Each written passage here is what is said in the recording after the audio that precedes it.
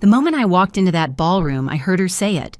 Sloane Whitmore, my brother's perfect fiancée, leaning toward her bridesmaids with a glass of champagne in her manicured hand. Her whisper was loud enough to carry across the room, and I know she meant it that way. "Oh, great, the stinky country girl is here." Her friends giggled like a pack of hyenas in designer dresses. Sloane didn't even bother to look at me when she said it. I was that insignificant to her.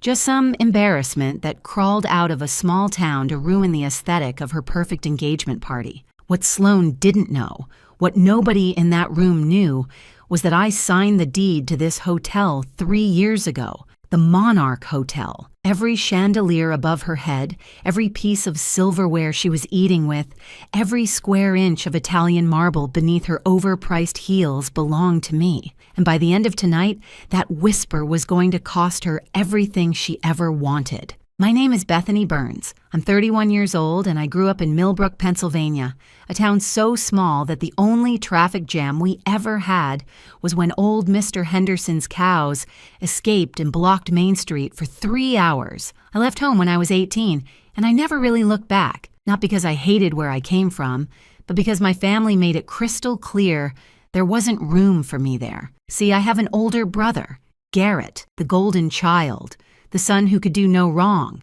Growing up, everything I did was measured against him, and I always came up short. If I got an A, Garrett had gotten an A+.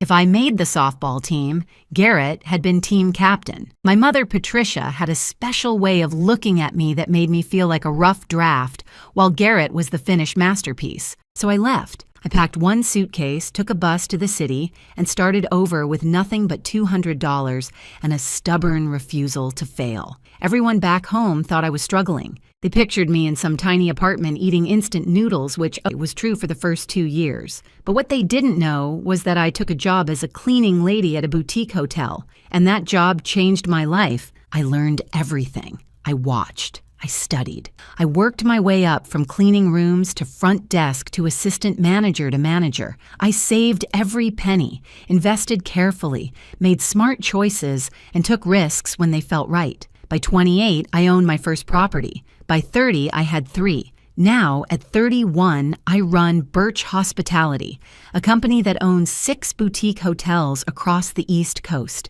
The Monarch is my flagship, my pride and joy. But here's the thing about building something from nothing. You learn to stay quiet. You learn that people underestimate you, and sometimes that's the most powerful weapon you have. So I never told my family. They never asked anyway. To them, I was still the struggling little sister who couldn't measure up to Garrett and his middle management job at an insurance company.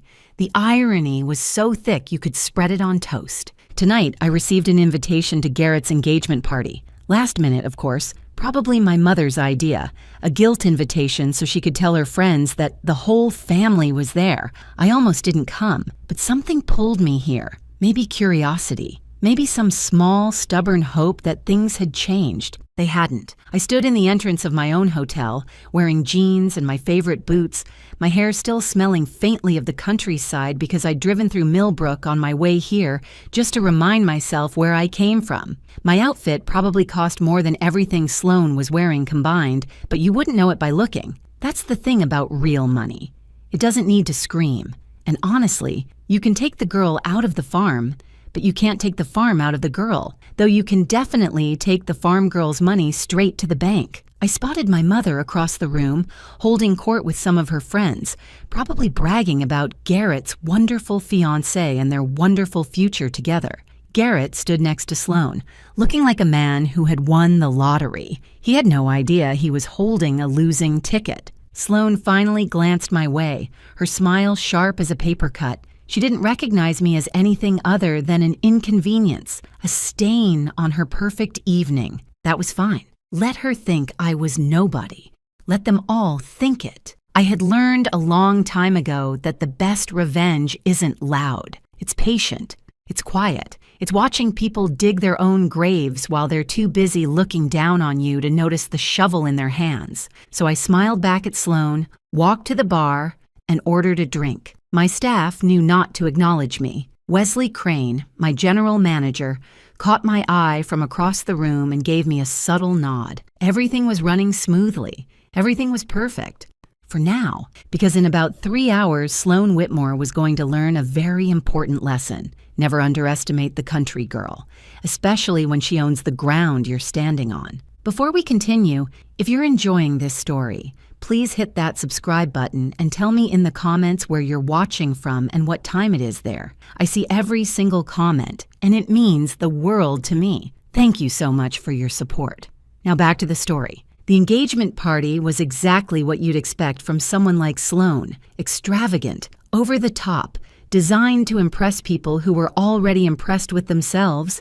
There were ice sculptures shaped like swans, a champagne fountain that seemed excessive even by champagne fountain standards, and enough flowers to make a botanical garden jealous. My hotel staff had done an amazing job, which made me proud, even though I wanted to roll my eyes at every design choice Sloane had made. I took my drink and found a quiet corner to observe. That's when my mother found me. Patricia Burns approached like a woman who had smelled something unpleasant and was trying to locate the source. She looked me up and down, her eyes stopping at my boots with visible disapproval. She said it was nice that I could make it, her tone suggesting it was anything but nice. Then she asked why I couldn't have worn something more appropriate, mentioning that Sloane's family was very refined. She stressed the word refined like it was a vocabulary word I should study. I told her I came straight from work and didn't have time to change, which was true.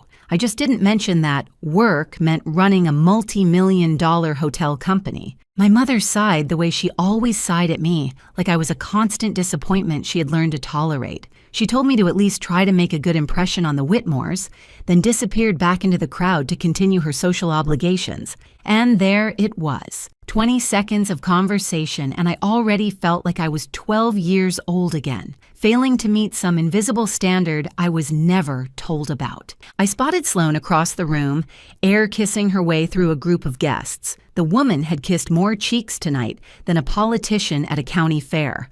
Every gesture was calculated, every smile measured for maximum effect. Her parents, Franklin and Delilah Whitmore, stood nearby like proud peacocks watching their prized peahen work the room. Franklin was a large man with a red face, and the kind of confidence that comes from either genuine success or excellent acting. Delilah was thin, polished, dripping with jewelry that caught the light every time she moved. They looked wealthy. They acted wealthy, but something about them felt off, like a beautiful painting hung slightly crooked. I couldn't put my finger on it yet, but I would. Garrett finally noticed me and made his way over. My big brother, 3 years older, still looking at me like I was his annoying little sister who followed him around when we were kids. He said he was glad I could come, though his tone said he hadn't noticed whether I was there or not. He asked if I'd met Sloane yet and said she was amazing. I told him I'd seen her. I kept my opinions to myself.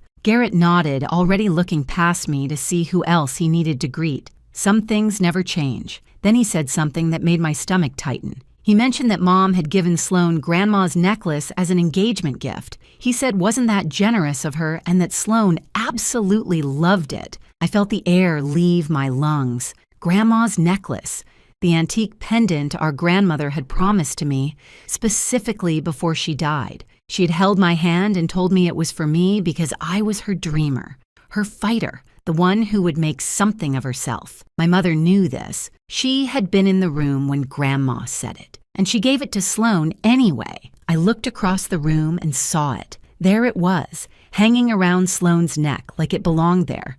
My grandmother's necklace, my inheritance, my memory, sparkling under the chandelier lights while Sloane laughed at something someone said. The DJ cranked up the music so loud I could feel my fillings vibrate. If I wanted my teeth rattled, I would have just gone to the dentist. At least there I'd get a free toothbrush out of the experience. I excused myself from Garrett and made my way to the restroom, needing a moment to breathe. That's when I passed Franklin Whitmore in the hallway, his phone pressed to his ear, his face tight with stress. He didn't see me. He was too focused on his conversation. I heard him say they needed this wedding to happen, that the Burns family had money enough to cover their situation. He paused, listening to whoever was on the other end. Then he said they just needed to get through the ceremony, and after that, everything would work out. He hung up and walked back toward the party, his salesman smile sliding back into place like a mask. I stood frozen in that hallway, my grandmother's necklace forgotten for the moment, replaced by something much more urgent. The Burns family had money. What money? My parents had a nice house, sure, but I knew for a fact there was a second mortgage on it because I had been secretly paying it off for the past 4 years. Garrett worked a decent job. Nothing spectacular. There was no family fortune. So why did Franklin Whitmore think there was? And more importantly, what exactly was their situation that needed covering? I spent the next hour watching the Whitmores like a hawk watches a field mouse. Every smile, every handshake, every perfectly timed laugh. Now that I knew something was wrong, I could see the cracks in their performance. Franklin kept checking his phone, his jaw tightening every time he read a message. Delilah's jewelry was impressive, but I noticed she kept touching it nervously, like she was afraid it might disappear. And Sloane, beautiful, perfect Sloane, had a hunger in her eyes that had nothing to do with love and everything to do with desperation. I started piecing things together. The Whitmores thought my family had money, but why? Then it hit me. For the past 4 years, I had been sending money to my parents anonymously through my company, Birch Hospitality. Every month, a payment would arrive to cover the mortgage, the utility bills, the medical expenses when my father had his knee surgery.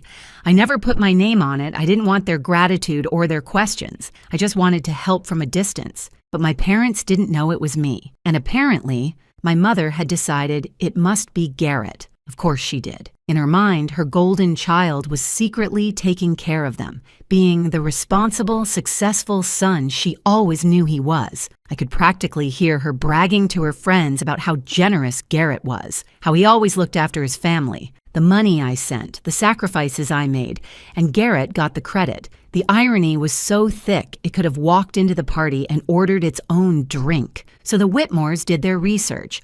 They saw a nice house with no visible mortgage payments. They heard Patricia bragging about her son's investments. They saw a family that appeared to have hidden wealth. And they targeted Garrett like sharks smelling blood in the water. But here's the problem with their plan. The money wasn't Garrett's. There was no family fortune. The Whitmores were chasing a mirage. And when they found out the truth, my family would be left with nothing but the fallout. Unless someone stopped it. I found Wesley Crane near the service entrance, clipboard in hand, overseeing the catering staff. He looked up when I approached, his professional mask slipping into genuine warmth when he saw it was me. He quietly asked if everything was all right, calling me Ms. Burns before I shot him a look. He corrected himself and just called me Bethany. I told him I needed a favor. I needed background information on the Whitmore family. Anything he could find. Business records, news articles, whatever was out there. Wesley didn't ask why. That's what I appreciated about him. He simply nodded and said he'd see what he could dig up. He disappeared with his phone already in hand. I went back to the party, trying to act normal, which was getting harder by the minute. That's when Sloane found me. She appeared beside me like a designer-dressed ghost, her smile so sweet it could give you cavities. She suggested we should chat, just the two of us to get to know each other. She put her hand on my arm like we were old friends. I let her guide me toward a quiet corner near the restrooms. The moment we were out of earshot of the other guests, her smile vanished like it had never existed. She told me she knew about me. She said she knew I sent money home every month, playing the good daughter from a distance. But here's what confused her, she said. Why would someone who could barely afford their own apartment send money to family that didn't even like them? I felt my jaw tighten but kept my expression neutral. She continued. Unless, she said, I was trying to buy their love, trying to prove I was worth something. Pathetic, really, she told me. She leaned closer and said I should know that Garrett told her everything, how I was always jealous of him, how I couldn't handle not being the favorite, how the family only tolerated me out of pity. She smiled again, but this time it was sharp and cruel. She said she was going to marry Garrett, become part of this family, and honestly, she thought it would be better for everyone if I just stayed away. She said nobody would miss me. She called me dead weight, then patted my arm like she was comforting a child and walked away. I stood there for a moment, processing what had just happened. Sloane thought I was broke. She thought the money came from Garrett.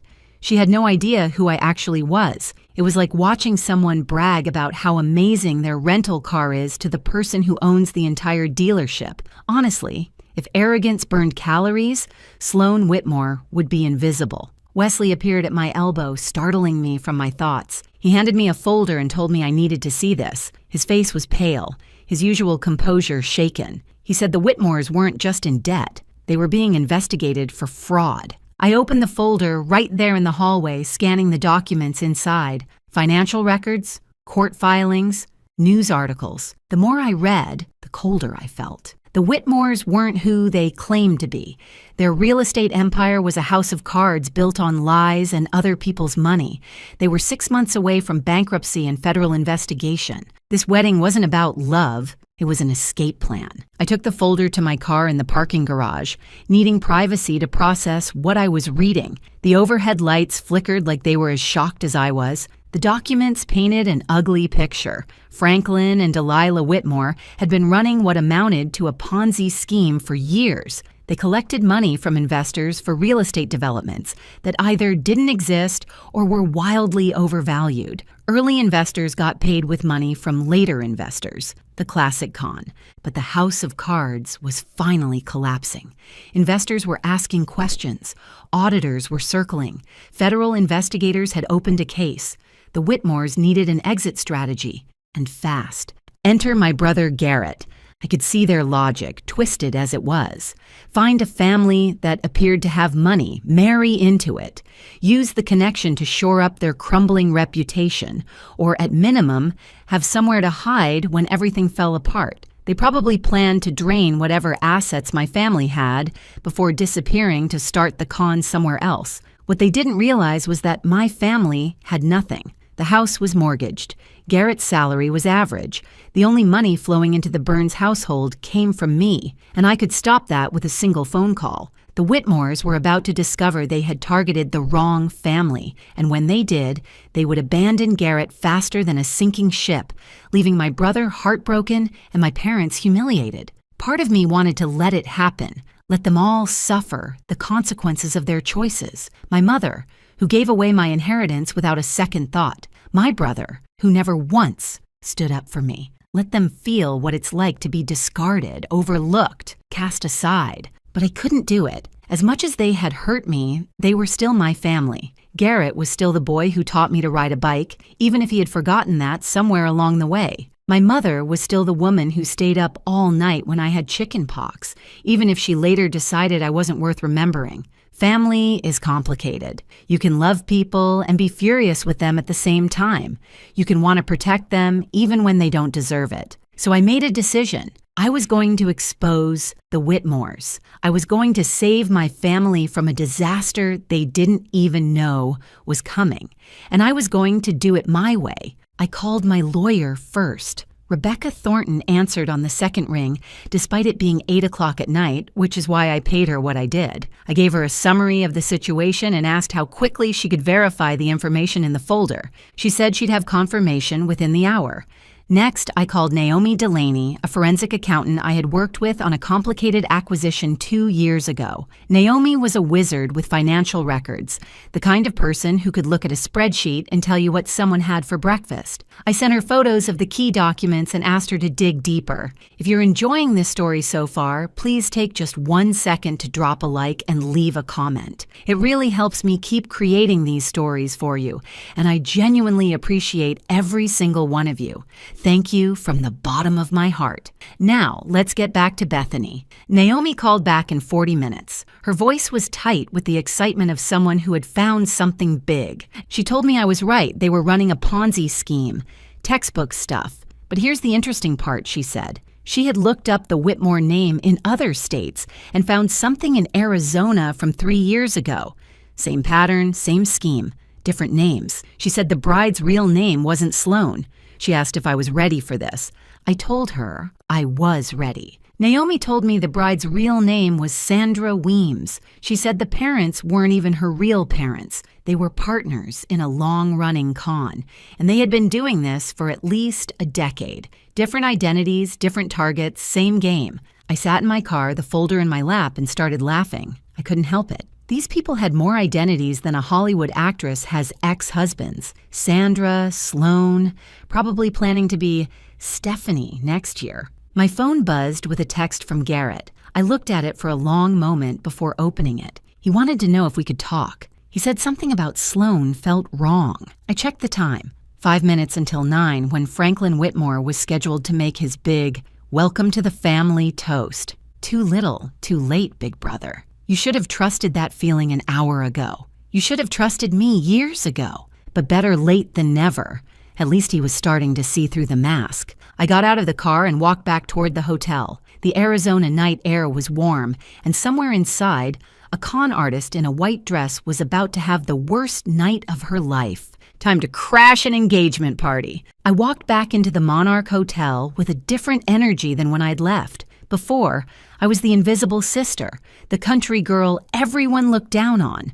Now, I was a woman with a plan. Wesley met me near the service entrance, his expression a mixture of concern and curiosity. He said he had been watching the Whitmores all evening and that something was definitely off with them. He mentioned that Franklin had made 4 phone calls in the past hour, each one leaving him more agitated than the last. I told Wesley I needed the AV system ready. I said that during Franklin's toast at 9, we were going to give the guests a presentation they would never forget. Wesley didn't even blink.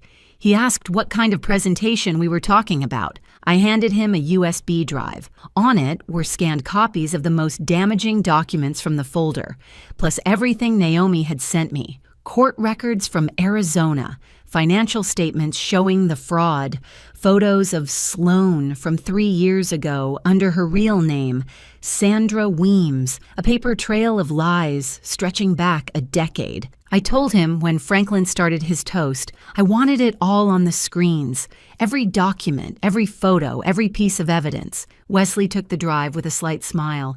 He said he always knew working for me would be interesting, but this was something else entirely. Then he disappeared toward the control room. My phone buzzed. Rebecca, my lawyer, confirming everything Naomi had found. The Whitmores were indeed under federal investigation. More importantly, she had made a call to the lead investigator, a woman named Agent Carla Reeves, who had been trying to locate the Whitmores for months. They kept moving, changing names, staying one step ahead, until tonight. Rebecca told me Agent Reeves was already on her way with a team. They would be outside the hotel by 9:15, ready to move in once the evidence was public. Everything was falling into place. The trap was set. Now I just needed to wait. I found a spot near the back of the ballroom where I could see everything without being noticed. Sloane was working the room again, that fake smile plastered on her face like it was painted there. Garrett stood beside her, playing the dutiful fiancé, completely unaware that his entire future was about to implode. My mother was near the front, chatting with Delilah Whitmore like they were old friends. 2 women who had nothing in common except their ability to make me feel worthless. Soon, one of them would realize she had been played.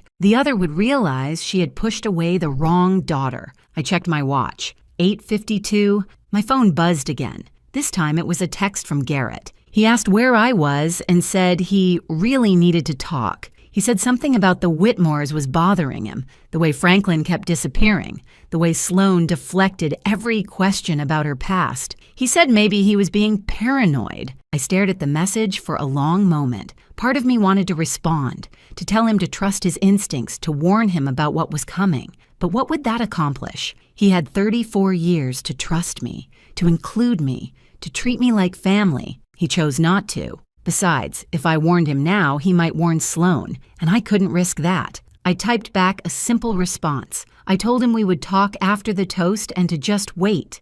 8:56. Franklin Whitmore was straightening his tie near the small stage where the DJ had set up. He looked confident again, his salesman mask firmly in place. He had no idea what was about to happen. I thought about what Sloane had said to me earlier, how I was dead weight, how nobody would miss me, how I should just stay away. The funny thing about people who underestimate you is that they never see you coming. They're so busy looking down that they miss the moment you rise up. 8:59. Franklin stepped onto the stage and took the microphone. The DJ lowered the music. Guests turned to face him, champagne glasses in hand, ready to toast the happy couple. I made eye contact with Wesley across the room. He gave me an almost imperceptible nod. The screens behind the stage flickered to life, currently showing a slideshow of Garrett and Sloane's photos. Happy couple at a restaurant, happy couple at the beach, happy couple living their happy Lie. Not for much longer. Franklin cleared his throat and began to speak. He said good evening, everyone, and thanked them all for being there to celebrate this beautiful union. He said when his daughter first brought Garrett home, he knew immediately that this young man was special. I almost laughed. His daughter. The daughter who wasn't his daughter. The daughter whose real name he probably had to remind himself of every morning. Franklin continued, talking about family, about legacy, about how honored the Whitmores were to join the Burns family. He talked about bright futures and grandchildren and building something lasting together. Every word was a lie, and every lie was about to be exposed. Franklin raised his glass. He said to the happy couple, to love, to family, to forever. I pulled out my phone and sent Wesley a single word, now.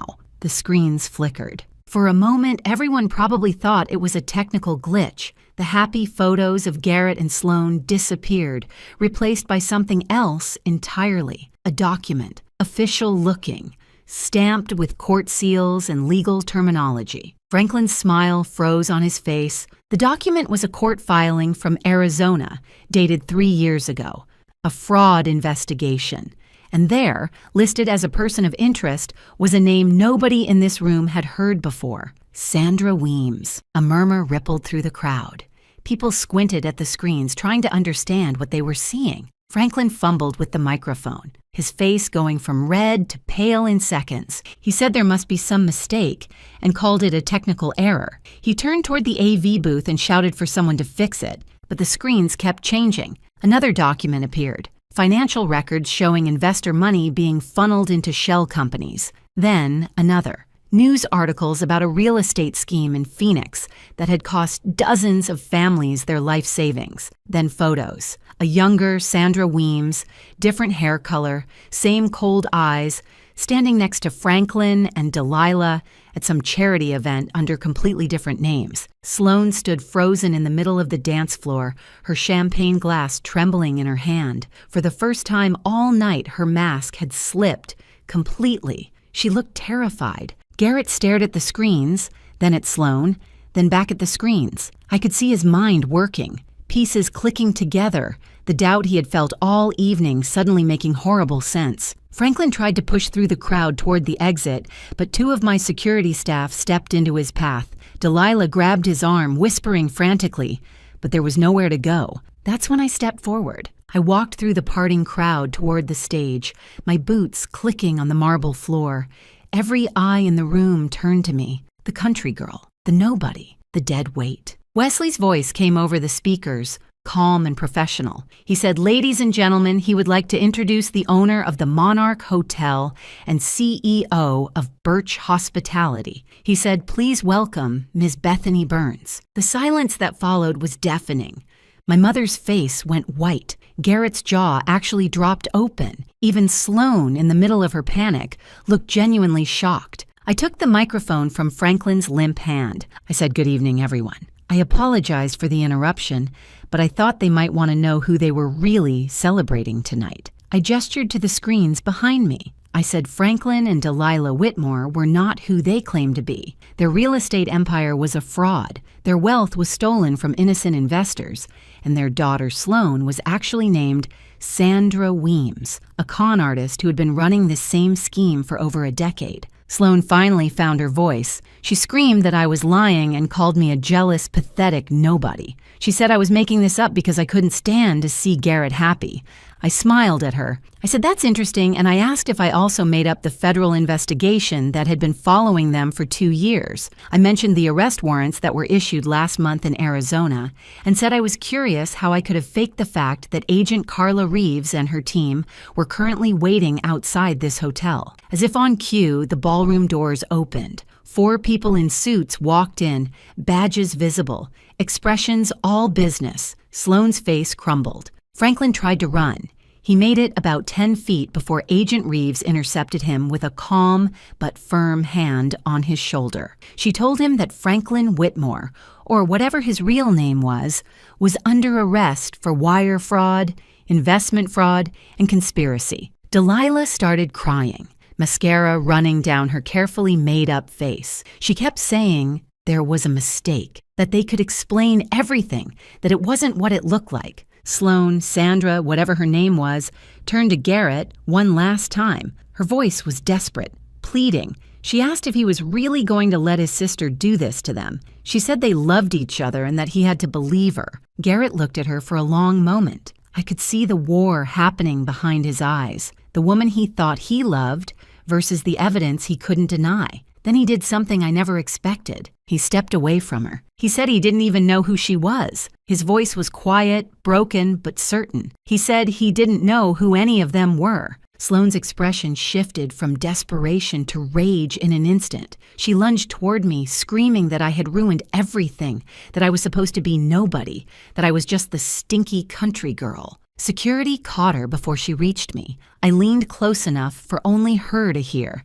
I said this stinky country girl owned the room she was standing in, paid the salary of everyone who was about to escort her out, and would sleep very well tonight knowing exactly who she was. They led her away still screaming, her designer dress wrinkled, her perfect hair destroyed, her entire carefully constructed life falling apart with every step. I turned back to the stunned crowd, most of whom were still trying to process what had just happened. I said, well, the catering was already paid for, and it seemed like a shame to waste good food. I told them the bar would stay open for anyone who wanted to stick around. Nervous laughter rippled through the room. The DJ, bless his heart, started playing something upbeat. The engagement party was over, but the night was just beginning. The next hour felt like something out of a fever dream.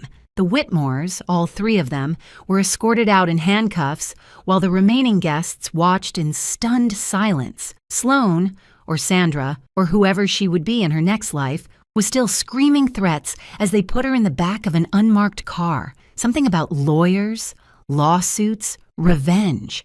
Empty words from an empty person. She went from future Mrs. Burns to future prison inmate in under 15 minutes. That had to be some kind of record, even for a professional con artist. Inside the ballroom, the mood had shifted from shock to something else. Curiosity, maybe. Fascination. A few guests were already on their phones, probably sharing what had just happened with everyone they knew. By morning, this story would be all over town. Garrett found me near the bar. He looked like a man who had just woken up from a nightmare only to realize he was still dreaming. His eyes were red, his hands shaky, his entire worldview clearly shattered. He asked how I knew. His voice cracked on the words. He asked how I figured it out. I told him I listened. I said I watched. I paid attention. All the things I had been doing my entire life while everyone else ignored me. He was quiet for a moment. Then he said he was sorry. He said he knew that didn't cover it, that it didn't cover years of treating me like an afterthought, but he was sorry. I studied my brother's face, looking for the catch, the angle, but all I saw was genuine remorse, maybe for the first time ever. I told him sorry was a start. We stood there in silence, two siblings who had spent decades as strangers, finally seeing each other clearly. Then my mother appeared. Patricia Burns looked smaller somehow, like the events of the evening had physically shrunk her. She approached slowly, uncertainly, none of her usual confidence on display. She started to say she didn't know, but I cut her off. I pulled out my phone and showed her the screen. Bank records, transfer receipts, 4 years of payments to her mortgage company, her utility providers, her medical bills, all from Birch Hospitality, all from me. I told her she thought Garrett was supporting them. I said she bragged to everyone about her generous, successful son. I let that hang in the air for a moment before I said it was me. It was always me. My mother stared at the phone, then at me, then back at the phone. Her mouth opened and closed several times, but no words came out. I said I didn't do it for thanks. I said I did it because they were my family, even when they made me feel like I wasn't theirs. But I thought she should know the truth about who was actually there for her. Patricia's eyes filled with tears, not the dramatic, performative tears I had seen her use at family events, real ones, the kind that came from somewhere deep. She whispered my name, Bethany, like she was saying it for the first time. Before I could respond, there was a commotion near the dance floor. I turned to see Sloane's grandmother's necklace, my grandmother's necklace, lying on the ground where Sloane had thrown it during her meltdown. Garrett walked over and picked it up carefully, like it might break. He looked at it for a long moment, then walked back to me. He said this was always supposed to be mine. His voice was thick with emotion. He said he didn't know Mom gave it away, and he was sorry. He placed the necklace in my hand. The weight of it felt right, like something that had been missing for years was finally back where it belonged. My mother watched the exchange with tears streaming down her face. She said she had been so wrong about everything. I didn't disagree with her, but I didn't pile on either. There would be time for difficult conversations later. Right now, I was just tired. A guest wandered over and asked if the party was still happening, looking confused but hopeful. I looked around the room. The ice sculptures were melting. The champagne fountain was still flowing. Half the guests had left, but the other half seemed determined to get their money's worth from the open bar. I shrugged and signaled the DJ to keep playing. Might as well. The night had already been weird enough. What was a little dancing going to hurt? 3 weeks later, I sat in my office at the Monarch Hotel, looking out at the city skyline. The morning sun was streaming through the windows, and for the first time in years, I felt at peace. The Whitmores were finished. Federal prosecutors had enough evidence to charge them with multiple counts of fraud, money laundering, and conspiracy. Sandra Weems, the woman who had called me a stinky country girl, was in custody, awaiting trial. Her bail had been set high enough that even her fake wealthy parents couldn't afford it. Turns out, when you spend decades stealing from people, you don't have many friends willing to help when things go wrong. The story made local news for about a week. Hotel mogul exposes con artists at family engagement party. One headline even called me the stinky country girl who owned the room. I had that one framed. It hangs in my office now, right where I can see it every morning. Garrett came to visit me at the hotel yesterday. It was the first time he had seen my office, my staff, the life I had built without anyone's help. He walked around touching things like he couldn't quite believe they were real. He said he had spent years thinking he knew who I was. He said he was wrong about everything. I told him we both had a lot of years to make up for. I said, maybe we should start now. We went to lunch, a real lunch, not a family obligation where we made small talk and avoided anything meaningful. We actually talked about our childhood, about our parents, about all the things we never said to each other. It wasn't perfect and it wasn't easy, but it was honest. That was more than we'd ever had before. My mother started therapy last week. She called to tell me, her voice small and uncertain, so different from the woman who used to make me feel like a constant disappointment. She said she wanted to understand why she had treated me the way she did. She said she wanted to be better. I told her I appreciated that. I said we could take things slow.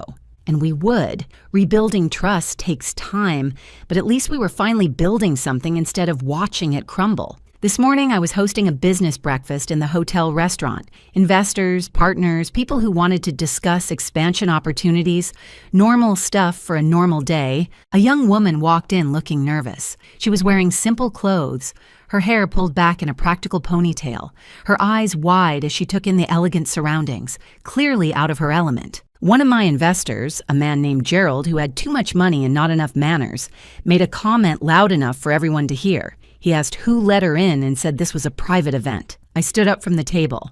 I walked over to the young woman and extended my hand. I said her name warmly, calling her Nicole, and said I was so glad she could make it. I said everyone. I wanted them to meet Nicole Patterson, this year's recipient of the Birch Hospitality Scholarship. I told them she grew up in a small town in Ohio, worked 2 jobs to put herself through community college, and was about to start at Cornell's hotel management program in the fall. The room went quiet. Gerald suddenly found his coffee very interesting. I led Nicole to a seat at my table, the same table as the investors, the same table as the people who thought they were better than her because of their money and their connections. She whispered a thank you to me, looking overwhelmed. I told her not to thank me yet. I said the real work was just starting, but I told her if she ever felt like she didn't belong somewhere, to remember that the people who built the most beautiful things usually started with nothing but stubbornness and dreams. She smiled at that. After the breakfast, I stood in the lobby of my hotel watching guests come and go. Business people, tourists, families, all of them walking on floors I owned, sleeping in beds I paid for, completely unaware of the woman who made it all possible. And that was fine. I didn't need them to know. People will always try to make you feel small for where you came from. Let them. While they're busy looking down on you, they won't see you rising up. I learned that lesson a long time ago, back in a small town where I was never good enough, never pretty enough, never enough of anything. I carried it with me through years of struggle and doubt, and people telling me I would never amount to anything. And now, here I was, standing in my hotel, surrounded by everything I built, the stinky country girl. She smelled success coming from a mile away,